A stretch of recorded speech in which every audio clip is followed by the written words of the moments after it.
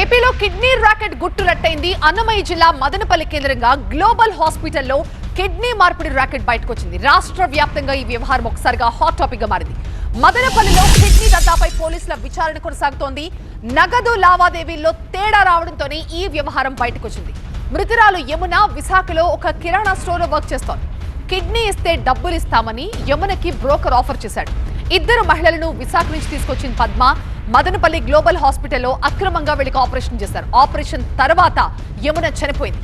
యమున మృతితో ఈ కిడ్నీ ముఠా దందా మొత్తం బయటపడింది. పోలీసులు అదుపులో ఉన్నారు. ప్రస్తుతం గ్లోబల్ ఆసుపత్రికి సంబంధించిన కొంతమంది డాక్టర్లు, నిందితులతో పాటుగా డాక్టర్లను కూడా విచారిస్తున్నారు పోలీసులు.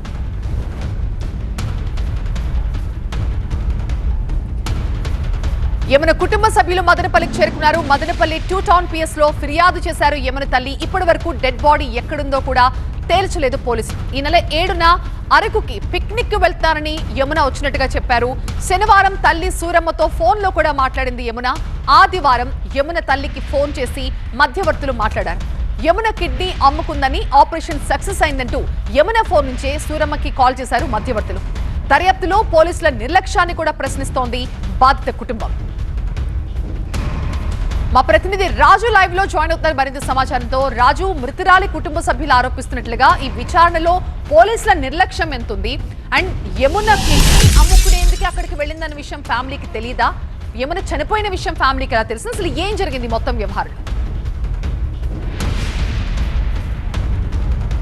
అంటే మొత్తంగా యమున కిడ్నీ అమ్మకం వ్యవహారం మాత్రం ఇప్పటివరకు కూడా పోలీసుల దర్యాప్తులో వేగవంతంగా జరగట్లేదు అన్న విషయం మాత్రం స్పష్టమవుతున్న పరిస్థితి కనిపిస్తుంది. అయితే యమున 6 రోజుల క్రితము అరకు వెళ్తున్నట్టుగా విశాఖలో మధురవాడ నుంచి ఇంటి నుంచి బయటకు వచ్చింది. ఆ తర్వాత 4 రోజుల క్రితము మదనపల్లికి చేరుకుంది. మదనపల్లిలో కిడ్నీ ఆపరేషన్ తీసిన తర్వాత, తొలగించిన తర్వాత ఆమె మృతి చెందినట్టుగా నిర్ధారించారు. అయితే ఈ విషయాన్ని తల్లిదండ్రులకు కానీ, లేదంటే ఎవరైతే ఈమె సూరిబాబు వచ్చి నేను రాత్రి ఫిర్యాదు చేశాడు, సూరిబాబుతో ఈమె సహజీవనం చేస్తున్నట్టుగా తెలుస్తుంది. కాబట్టి ఆ సూరిబాబుకు తెలిసిన తర్వాత అతను ఒప్పందం ప్రకారం 8 లక్షల రూపాయల డబ్బులు ఇవ్వకపోవడము, యమున మృతదేహాన్ని ఎక్కడుందో తెలియకపోవడంతోనే ఆయన ఫిర్యాదు చేశాడు.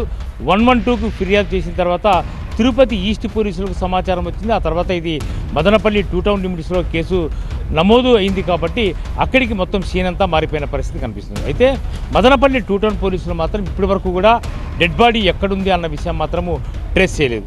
అయితే యమున సూరిబాబుకు తెలిసే తిరుపతికి వచ్చినట్టుగా తెలుస్తోంది.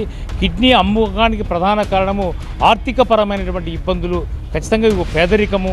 ఈ నేపథ్యంలోనే ఆమె కిడ్నీ డొనేట్ చేయడానికి వచ్చిందని చెప్పేసి స్పష్టమవుతున్నటువంటి పరిస్థితులు. ఇప్పటికే గ్లోబల్ ఆసుపత్రి డాక్టర్ ఎవరైతే యజమానిగా ఉన్నాడో అతను అన్నమయ్య జిల్లా DCH ప్రభుత్వ ఉద్యోగిగా పనిచేస్తున్నాడు. డాక్టర్ ఆంజనేయులు అనస్థిసిగా ఉన్నాడు. అతను కొడుకు, కోడలు కూడా డాక్టర్స్. ఈ డాక్టర్స్లో శాశ్వతి కోడలికి ముంబైలో గత కొద్ది కాలంగా పనిచేసింది. కాబట్టి ఆమెకు కొన్ని పరిచయాలు ఉన్నాయి. ముంబై, బెంగళూరు నుంచి తరచూ వైద్యులు గ్లోబల్ హాస్పిటల్కి వచ్చిపోయినట్టు కూడా పోలీసులు తెలిచారు. అయితే ఇప్పటి వరకు కూడా శాశ్వతిని విచారించలేదు. అట్లాగే ఎవరైతే డాక్టర్ అవినాష్ని విచారించకపోయినా ఇప్పటికే పోలీసుల అదుపులో మాత్రము ఆసుపత్రి యజమానిగా ఉన్నటువంటి అన్నమయ్య జిల్లా DCH ఆంజనేయులు మాత్రం ఉన్నారు.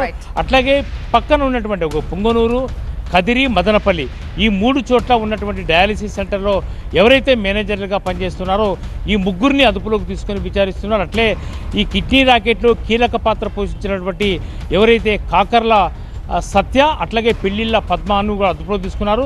మరోవైపు నిన్న రాత్రి నుంచి హడావుడి చేసినటువంటి సూరిబాబును కూడా అదుపులోకి తీసుకున్నారు. ఎందుకంటే కిడ్నీ అమ్ముతున్నట్టుగా, కిడ్నీ డొనేట్ చేస్తున్నట్టుగా సూరిబాబుకు ముందే తెలుసు. కాబట్టి అతను కూడా ఈ ర్యాకెట్లు విధించే అవకాశం అయితే ఉంది. ఇప్పటికే అందరి మీద కేసులు నమోదు చేశారు. అయితే ఇప్పటి వరకు ఆశ్చర్యకరమైన విషయము, జిల్లా వైద్య ఆరోగ్య శాఖ అధికారులు మాత్రము ఈ కేసుపై ఎలాంటి దర్యాప్తు చేపట్టలేదు.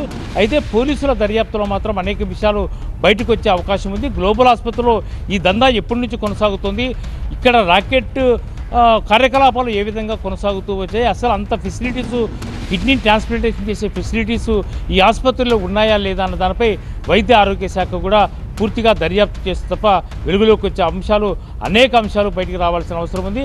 ఆ అంశాలు బయటికి ఎప్పుడు వస్తాయన్నది మాత్రం మరింత కాలం వేచి చూడాల్సిన అవసరం అయితే ఉంది. రైట్ రాజు.